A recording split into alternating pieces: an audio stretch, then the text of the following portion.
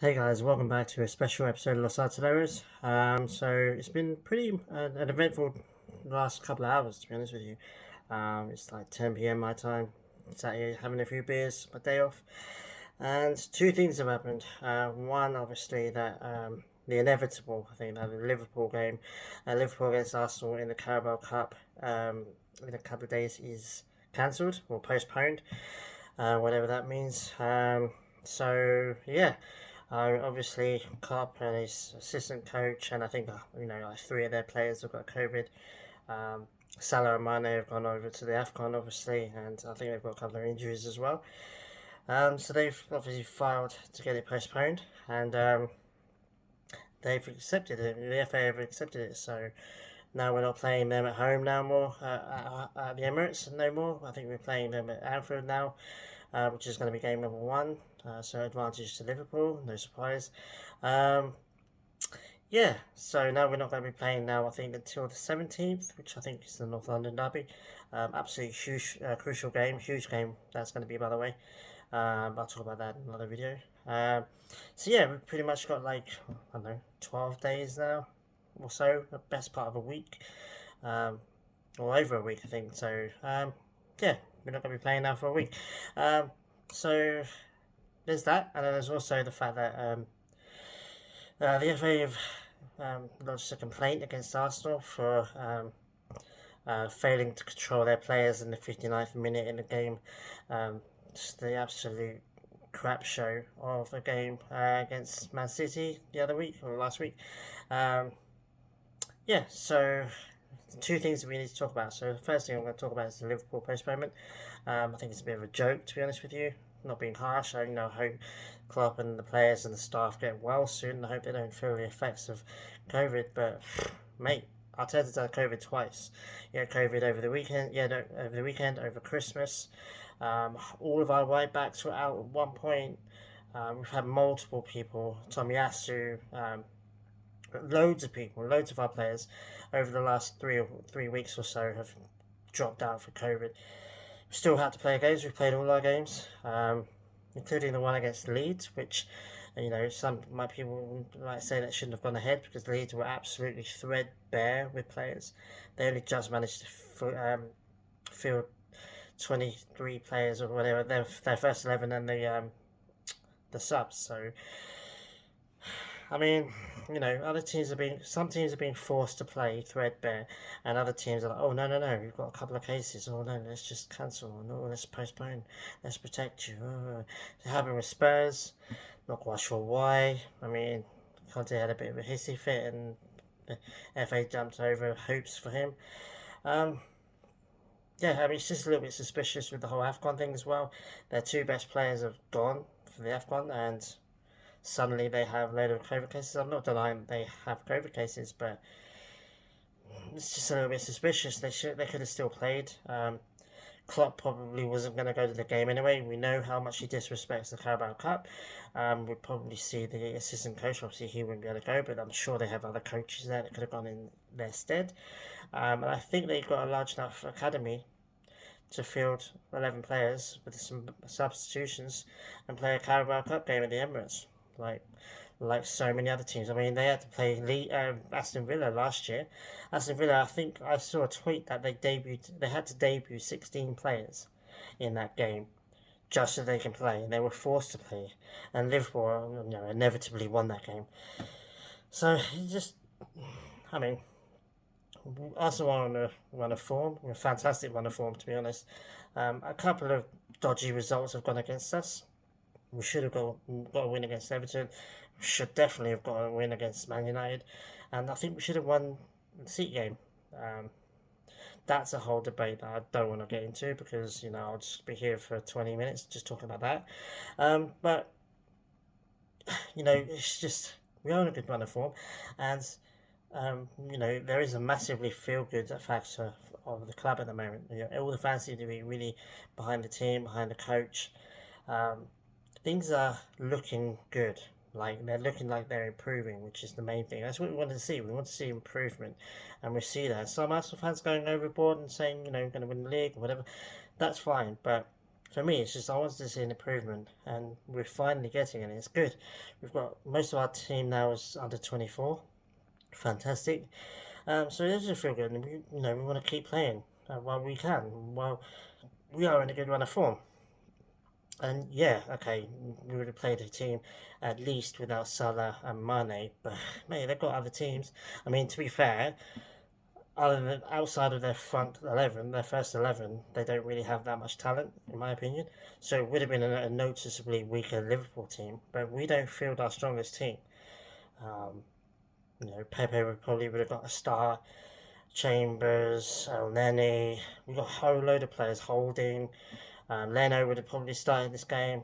A whole load of players, whole load of players. Even if he's got Afcon, but Aubameyang might have even started if he was still in the squad. So we do have players that are not good enough to be in our first team that we could have played in this game. We would have been a substantially weaker Arsenal team.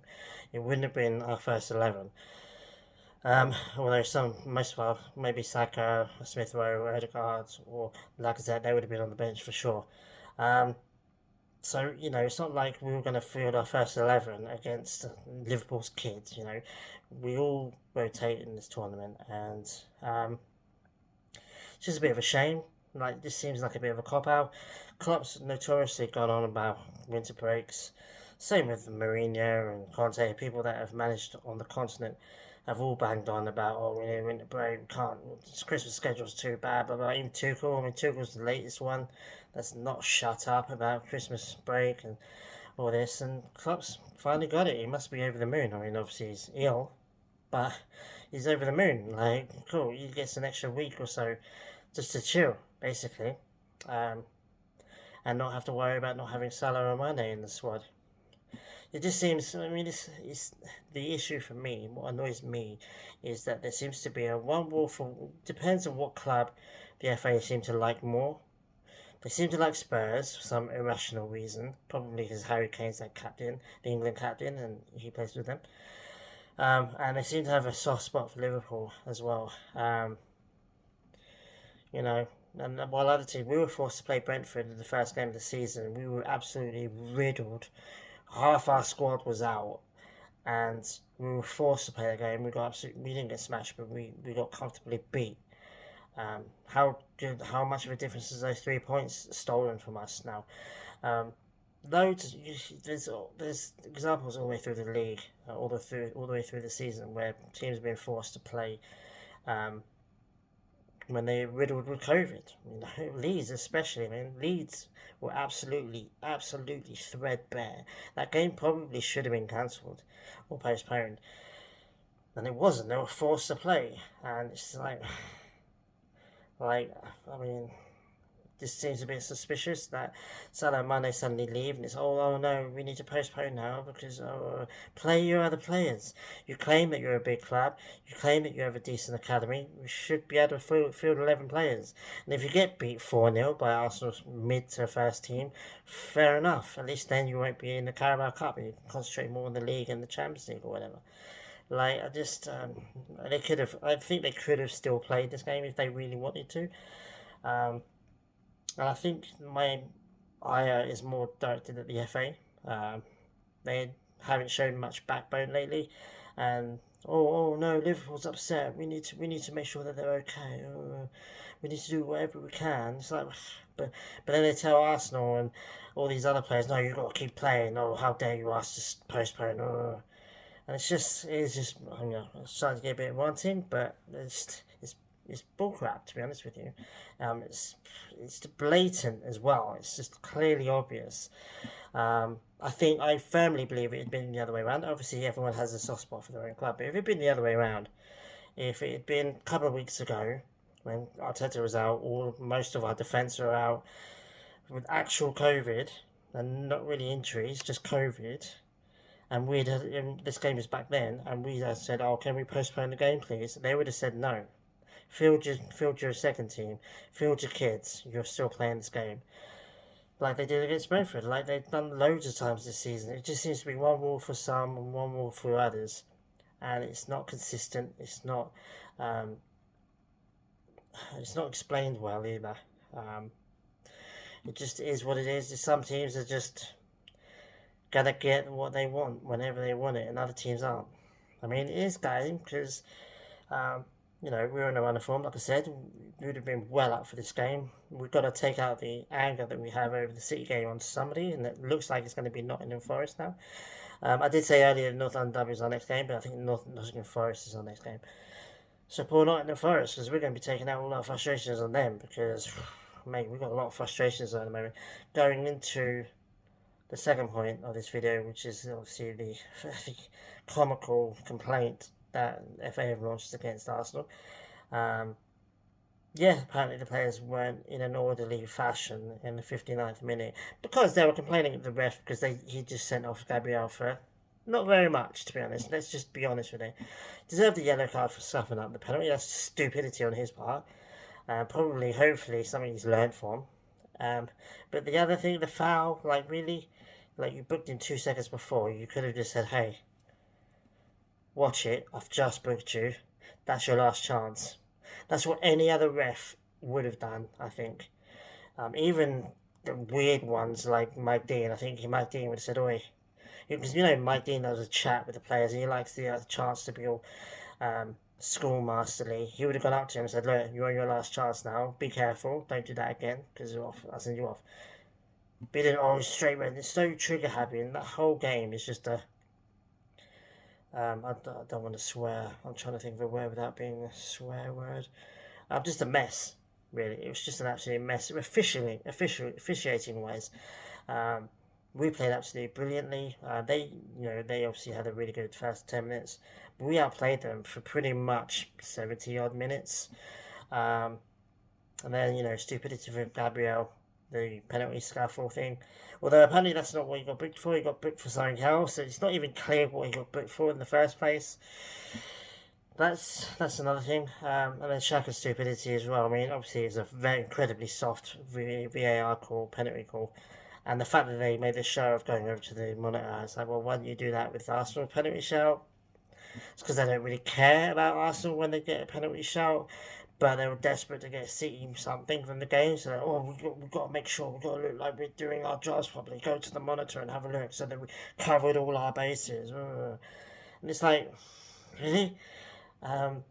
It's just, it's still stupidity on Xhaka's part, because Xhaka's been playing in this league now for 5 odd years.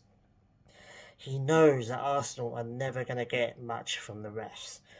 And he knows that they're so trigger happy when it comes to their cards with Arsenal players.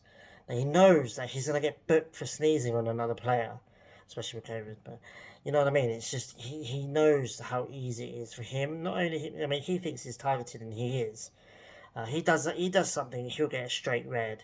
Whereas any other player like Mane, for example, with his elbow, gets just a yellow. It's very inconsistent. One player gets away with it, one player gets a straight red, or gives away a penalty. It's just, he should know better. So, it's almost like, when I first saw this complaint, I was like, well, how, sarcastically, how I tweeted out, like, how dare Arsenal players react to terrible refereeing? Like, they were undoubtedly asking him, what the hell are you doing? Like, what are you doing?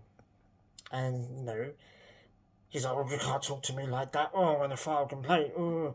And it's like, it's just, I'm getting annoyed just thinking about it. But it really, I was talking to my friends about it on Facebook and stuff, on Twitter as well. It's basically, I've come to realise it's the FA doubling down. It's closing ranks. It's defending itself against visceral, rightful criticism of the referees. So they're trying to deflect it by going, oh no, it's nothing wrong with our referees, it's just Arsenal players overreacting and misbehaving and acting in a bad way. And it's like, no, you're not fooling anyone. Nobody's falling for that. No one's going, oh yeah, maybe it was the Arsenal players after all. Nobody's thinking that. All of our rival fans who normally banter us and we banter them, hate us or whatever, even all of our rival fans are like, the referee was terrible in that game. Arsenal should have won. Even Pep, for God's sake, even Pep turned around and said they were the better team. They were the better team. And it's like, yeah. And the pundits going, City doing what champions do. City didn't fight back. They didn't suddenly click in the last 10 minutes and go, oh, we're champions. We should be playing like champions. Let's go play like champions. They were helped by the ref. They got given a penalty, and then they got given one man less to play against. Like, that was it. That was the only difference in this game. I think a draw would have been alright, but we should have won that game, to be honest with you. So yeah, the complaint and the postponements, double whammy. It's just weird because, Arsenal fans are accused of moaning all the time, but it's like we're not moaning for no reason. You know what I mean? Like, we finally got a good coach who's doing well, and the players are doing well. They're super young, super talented. They're doing really well this season, way better than anybody gave us credit for. Some people talking about giving us, putting us in the relegation fight, for God's sake. Like, we're fourth with a squad. Probably, if you take Lacazette out of our squad, our average age is like 24, 23. Out of 11 players, or take Lacazette out, it's 10 players. Or take Lacazette out and put Emil Smith-Rowe in the team. The average squad's age is like 23, 22. And we're fourth. And I think we're like 4 points above, I think we're 3 or 4 points above Spurs or United or whoever the hell's behind us. But we're doing really well, and Arsenal fans know that. And God damn, we enjoy it, and we're going to enjoy it, and we deserve to enjoy it. We've had 2 to 3 years of absolute crap. The last 2 years we've finished 8th, abysmal runs, no sign of improvement, players that didn't deserve to be on the team. We've gotten rid of a load of players, which has been great. We've allowed other players like Martinelli. I mean, Aubameyang last year would have just been forgiven and put in the squad because we needed him. We've said, no, you're not performing on the pitch, you're doing this other stuff off the pitch, you're out, mate. And that's given Martinelli the chance to prove that he's a top-class player, and he is a top-class player. Aubameyang's not getting back in the squad at all. We seem to have an established first 11. The only difficult thing is fitting Smith-Rowe and Odegaard and Saka and Martinelli in the team. We can't seem to do that. Which at the moment means that Smith-Rowe is coming off the bench, but he's coming off the bench and scoring, so he's doing alright. I don't know. Just once we start finally clicking and we start finally being happy with the squad and happy with the coach and positive, we then have to deal with all this other stuff that we can't control. That's not part of the club. We have to deal with terrible refereeing. I mean, there's terrible refereeing for every team. Every team thinks that they're unfairly targeted. But we are. You sit there as an Arsenal fan, you try to be unbiased, and you try and look at what's actually happening in the game. And you're watching most of the opposition players continually fouling our players and getting away with it. It's true. Most of the time we get free kicks and whatever, but they don't get yellow cards. Rodri, I think, fouled our players like 4 or 5 times in that game. That's just him on his own. And he only got booked because he took his shirt off when he celebrated. He should have been off. I mean, he fouled Saka, I think, 4 times. He couldn't deal with Saka. Ake couldn't deal with Saka. You're just watching our teams just get foul after foul after foul after foul after foul, and there's no cards at all. And you're sitting there going, why are you not giving them a yellow card? Because if you give them a yellow card, it makes the whole of the team go, oh, can't really do that because they might book us because he seems to be doing his job. And then Holding comes on, does one little tiny pullback, and straight yellow. I mean, the referee had his card out so bloody fast, Holding didn't even realise what was happening until he turned around. So, so fast, you go, you're booked. And it's like, dude, Rodri's been fouling us all game. Why are you not booking him? And, there's a culture now where you absolutely cannot criticise the referees. You can't criticise them. You can't ask them what they're doing. You can't ask them to explain themselves. God forbid a referee is ever going to have to explain why he made a horrific decision. They don't go on camera after the game. Everybody else involved in the game, the coaches, some of the players, every game, assistant coaches, even some of the subs, they all go on there. They're all obligated to go and do post-match interviews, except for any of the officials. And I don't know why. I mean, I know why. It's because they don't want to, face the music or anything. And the FA and the Premier League don't want to get embarrassed. But there needs to be a rule now. There needs to be someone, even if it's one of the linesmen, somebody from the officiating team that was involved in the game has to go and do a post-match conference or, post-match interview, so that commentators go, "You decided to do this game. Why? Was it a penalty from your position? Explain why you came to that decision." That's all we need. That's all we want. They seem to think that they will make things worse, but explaining something from their point of view might actually make things better. It might go, "Oh, okay, yeah, I didn't see that." They might say, "Well, in the rule book, when this happens, we have to give them a yellow card," and that's what happened. And we go, "Okay, that happened. All right, fair enough." It might just make things better, but we have no clarification. We have no way of complaining against them. There's the same old refs getting away with the same old stuff, game after game. I'm sure it happens to other teams, but I'm an Arsenal fan, and I watch Arsenal from Arsenal's perspective, and I'm watching my teams getting kicked and kicked and kicked and kicked and kicked, and it gets to like 16 minutes. Bro, you've done it 4 times. I'm being filmed. I need to book you. You've given me no choice but to book you. Oh, what's that? You gave me a side eye? You go, yellow card, Arsenal player. It's just so uneven. It's so uneven. If the referees was booking every player on both teams, then okay, you could say, well, at least they're doing it consistently. But it's not consistent. It's not consistent at all. I'm sick of watching my players get fouled and fouled. I mean, I still have nightmares about Eduardo's foot injury, Ramsey's injury, for God's sake. We've had players having, serious leg breaks throughout our whole Premier League history. And yeah, I'm gonna flinch every time Saka's getting taken out on the wing because he's cut somebody up, and they've just taken him out. I'm gonna flinch. I'm gonna be like irate about it because I've seen what bad tackles do to people, and I don't want it to happen again. And God forbid it ever happens again.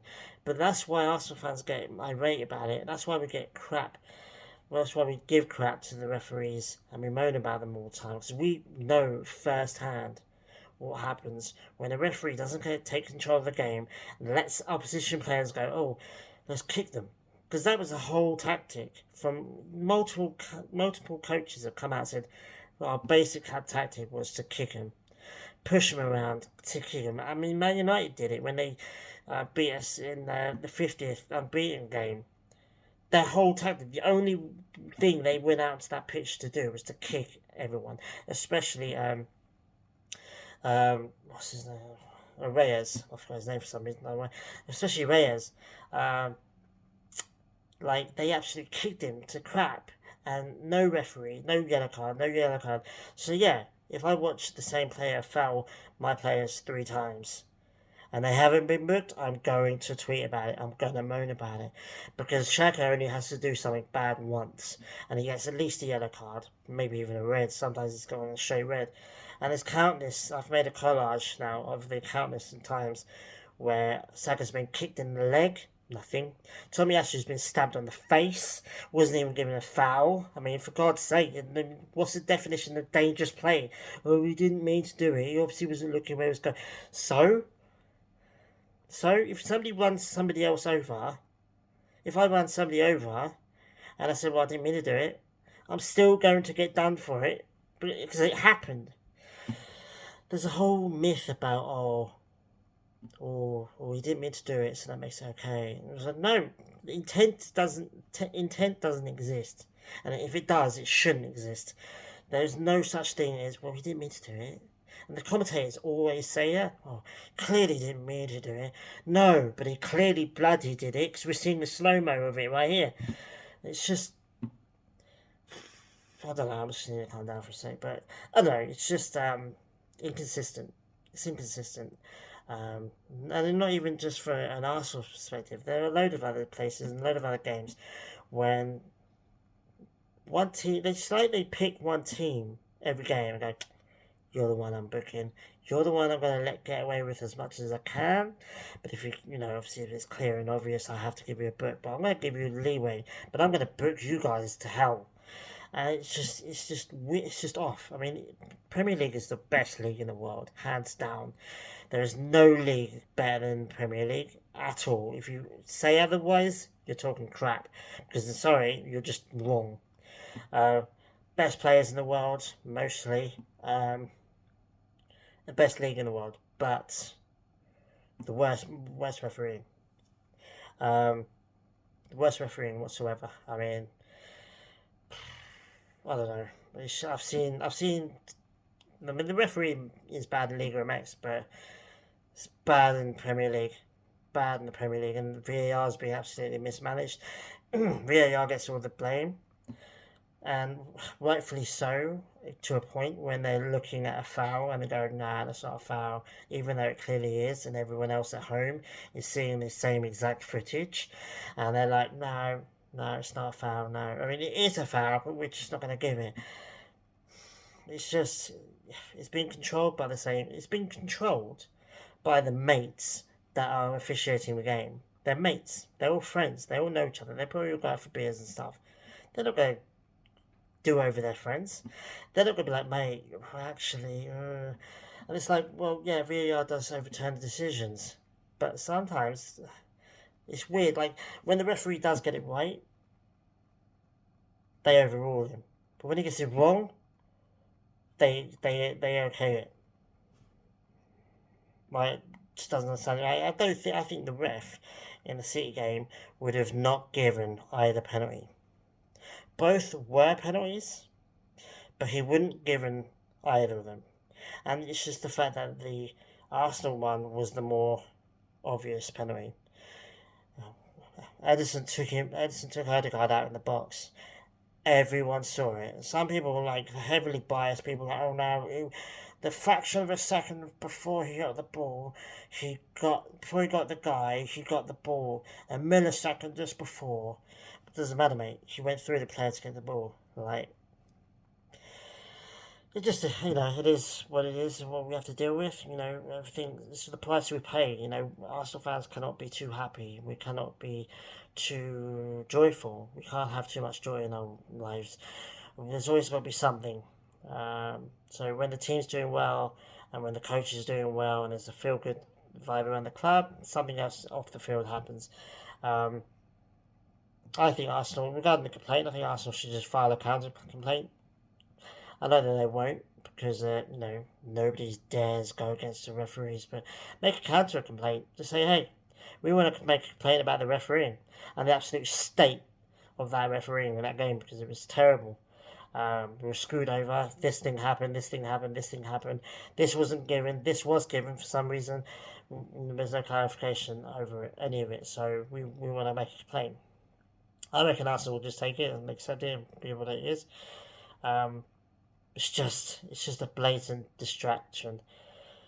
To stop complaining about the referees, it's the Arsenal players that are the real problem. Look, them over there.